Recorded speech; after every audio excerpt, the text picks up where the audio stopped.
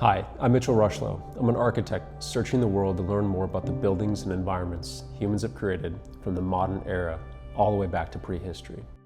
I believe that our buildings reflect the culture and the context of the people who built them, and it can reveal fundamental insights about ourselves. Using architecture as our lens, we can learn more about who we are and where we come from. With this knowledge, we can build environments for our future that will facilitate our thriving and our vitality.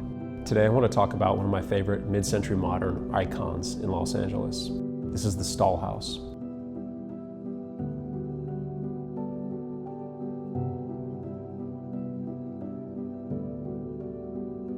The Stahl House is an icon of mid-century modern architecture.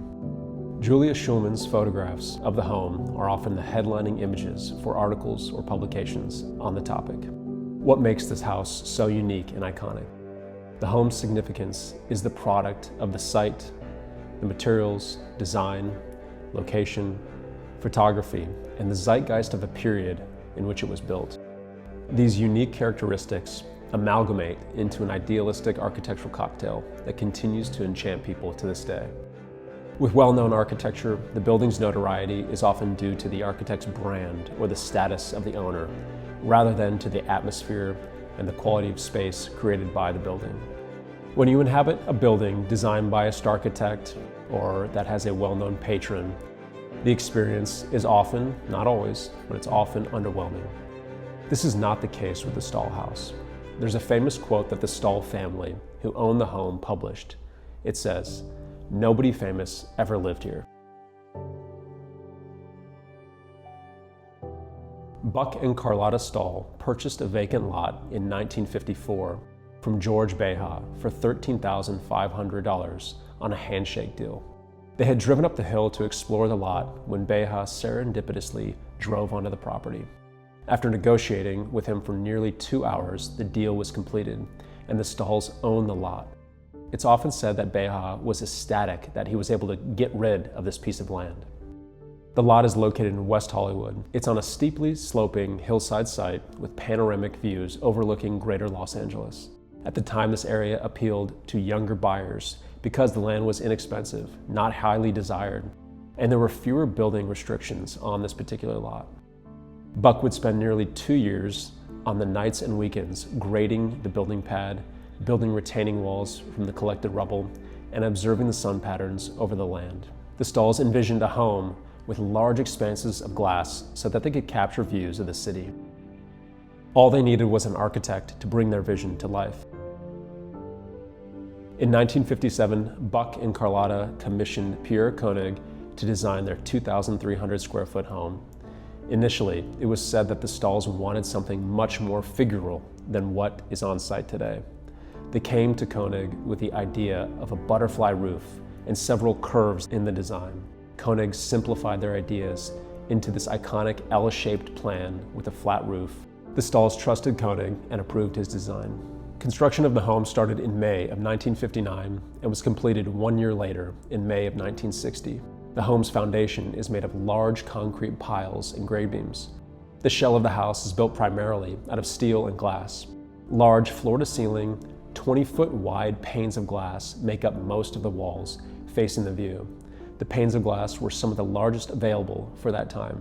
Industrial-grade steel decking created the roof assembly, which was typically used in warehouse or commercial construction. The massive sheets of steel decking allowed Koenig to extend the roof overhangs out over the pool hardscape to create shaded areas that cover the indoor-outdoor transition areas. Radiant heating pipes heat the home's floors, and solar panels on the roof warm the pool. Koenig was convinced he could use industrial stock materials and assemble them to create something beautiful. He would attempt to design the structure using typical connection details and parts without custom detailing and welding, not only to help reduce cost, but also to reduce the complexity and time of construction in the field. It's said that the structure of the Stahl House was erected in 1 day with a crew of 5 workers. This is a testament to the thoughtful design and approach to the structural frame of the building. Koenig spent months in the building department convincing engineers and planners to approve his design. Because steel was an unconventional building material for homes at the time, and the steep slope of the hillside proved to be challenging, there was a lot of pushback at the building department. Koenig would not step down, He was adamant about building the home and seeing his vision through, and he spent months reviewing the details and drawings with the building officials. The ambiance and dramatic atmosphere in the house is captivating. This is most powerful at dusk when the sun is setting and the city's lights begin to appear in the distance. When the pool lights are turned on, the glowing water illuminates the exterior of the building with a light blue hue. The glowing glass box cantilevers out 10 feet over the hill, giving the appearance of a suspended glowing jewel box. The lights of the city shimmer in the distant horizon, and other reflections dance on the home's glass walls. The cumulative effect of these elements makes the home difficult to forget. When inside the house, you feel like you are floating in the air, seemingly eliminating any connection with the hillside and the ground. The feeling you get is closer to being in an airplane mid-flight than in a traditional home. Whether Koenig intentionally orchestrated the fabrication of these components, or it was simply a serendipitous effect of the fantastic site conditions, the overall atmosphere is extraordinary. I've yet to visit another piece of architecture that had the same impact on me. In 1959, the Stahl House was inducted into the Case Study House program by the Arts and Architecture magazine, headed by John Intenza. The house was given the number 22 in the Case Study program. The program was intended to create well-designed homes for the typical post-war family. Most of the homes in the Case Study House program were immortalized by Julius Schulman's lens. Schulman's images of the Stahl House are some of the most iconic and evocative images of mid-century modern architecture. The Case Study House program increased the exposure and notoriety of the home. The home was built during a period of promise, hope, and innovation. The Stahl House was the perfect representation of the zeitgeist and energy in Los Angeles at the time. The war was over, and a new age of technological advancement, production, and optimism entered the vein of the culture.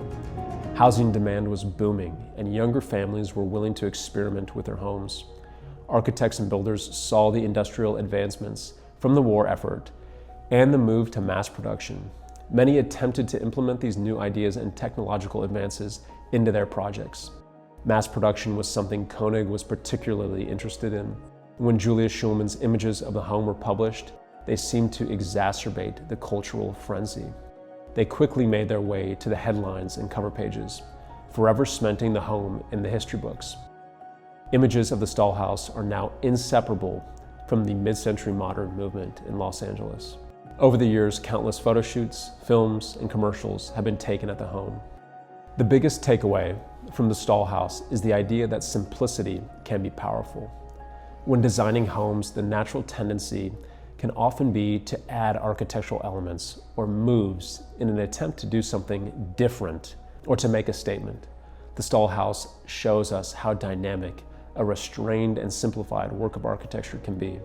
Like every piece of architecture, there are questionable decisions and underwhelming details. The Stahl House is no exception. In the plan of the Stahl House, you need to walk through a primary bedroom to enter into the second bedroom. And this is a questionable move from my perspective. There could have been a more thoughtful solution to the plan that may have alleviated the need to circulate through the bedroom into the other. This may have been intentional and also may have been a topic of discussion between Koenig and the Stahls, which they both approved. However, I felt that when I experienced their home, there could have been a different solution offered. Over the years, there have been multiple offers to purchase the home. The Stahl family denied a purchase offer of about $15 million. The family continues to offer private docent-led tours to this day. If you're interested in touring the house, book it well in advance. The slots seem to fill up really quickly, several months in advance. I suggest the twilight, late afternoon tour to see the sunset.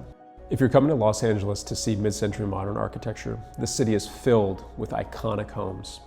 For me, the Stahl House is one of the best.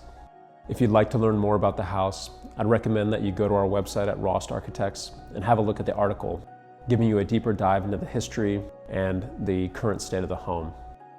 If you'd like to learn more about other Los Angeles modern homes, please leave a comment below or contact us at rostarchitects.com.